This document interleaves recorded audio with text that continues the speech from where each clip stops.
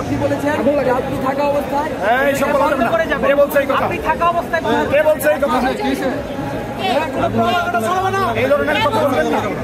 জানেন আজকে 5ই আগস্ট জুলাই গণঅভ্যুত্থানের বর্ষপূর্তি। বাংলাদেশের সকল মত এবং পথের মানুষরাই যারা হচ্ছে এই দেশে গণহত্যা চালিয়েছিল তাদের বিপক্ষে অবস্থান নিয়ে এই জুলাই গণঅভ্যুত্থান সংগঠিত করেছিল এবং জুলাই গণঅভ্যুত্থানের বর্ষপূর্তিতে এদেশের মানুষজন এই দিবসটা নানাভাবে শহীদদের স্মরণে পালন করে। এই বিশ্ববিদ্যালয়ে আমরা দেখতে পেলাম ছাত্র শিবির 36 জুলাই নামে একটা কর্মসূচি পালন করলো। টিএসসির অভ্যন্তরে তারা যে কর্মসূচিটা পালন করলো এখানে বিভিন্ন ধরনের এক্সিবিশন তারা রাখলো।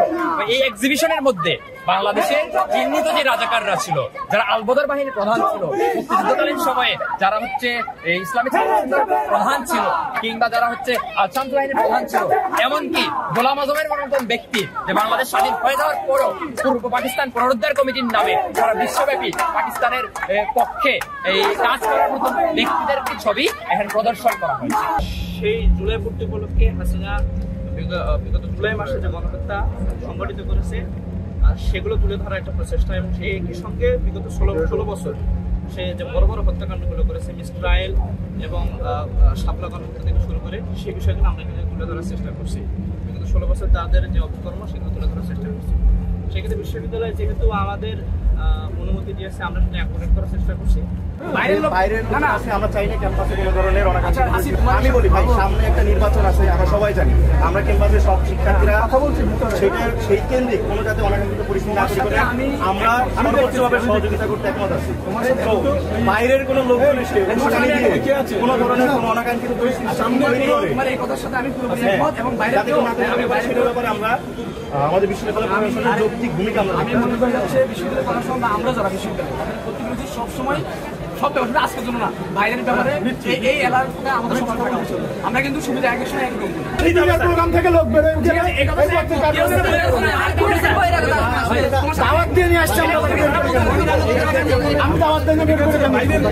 এবং সার্বিক শৃঙ্খলা বিধানের জন্য বিশ্ববিদ্যালয় প্রশাসন যেহেতু এখন এটা সরাতে চাচ্ছে, সেক্ষেত্রে আমরা শুধু বিশ্ববিদ্যালয়ের নির্দেশনা এবং শৃঙ্খলার জন্য এটা তুলে ফেলবো। আমরা যারা এই জুলাই গণঅভ্যুত্থানের অন্যতম শরিক, আমরা যারা এই জুলাই গণঅভ্যুত্থানের শরিক, একই সাথে আমরা মুক্তিযুদ্ধকে ধারণ করি, একাত্তরকে ধারণ করি, এদেশের মা ও মাটিকে ধারণ করি, তারা এই জিনিসটা মেনে নিতে পারি নাই। আমরা বলেছিলাম যে এই বিশ্ববিদ্যালয়ে কিন্তু গণহত্যা চালানো হয়েছে। এই বিশ্ববিদ্যালয়ে গণহত্যা চালিয়ে সেই গণহত্যাকারী সংগঠন এই গণহত্যাকারীদেরকে ছবি প্রদর্শন যেটা করছে, এই বিশ্ববিদ্যালয় কোনোভাবেই চলতে পারে না।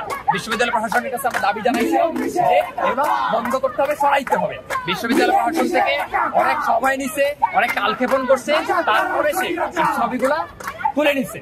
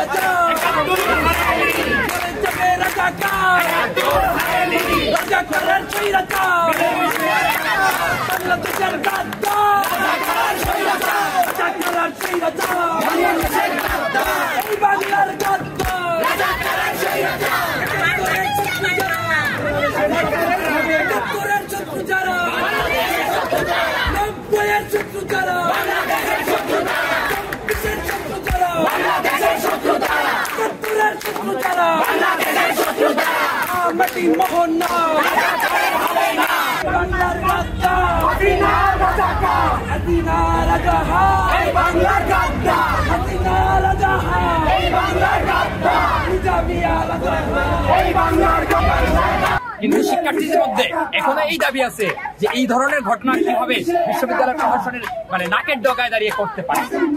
আমাদেরও সেম দাবি যে এই ধরনের ঘটনা বিশ্ববিদ্যালয় প্রশাসনের নাকের ডগায় হয়েছে, সেখানে গণহত্যাকারীদের ছবি প্রদর্শন করছে। এই জায়গা থেকে আমরা দাবি জানাই যে বিশ্ববিদ্যালয় প্রশাসন অনতিবিলম্বে এদেশের মুক্তিযুদ্ধের শহীদদের প্রতি ক্ষমা প্রদর্শন করতে হবে, মুক্তিযুদ্ধপন্থী জনগণের প্রতি ক্ষমা প্রদর্শন করতে হবে। একই সাথে এই যে বিতর্কিত এক্সিবিশন এখানে প্রদর্শন করলো সেটা অনতিবিলম্বে বন্ধ করতে হবে। এটা আমার খুব সাধারণ দাবি। এখানে আমার বিশেষ করে সংগঠনের দাবি না, আমি ছাত্রমৈত্রী করি, ছাত্রমৈত্রী বিষয় না এটা।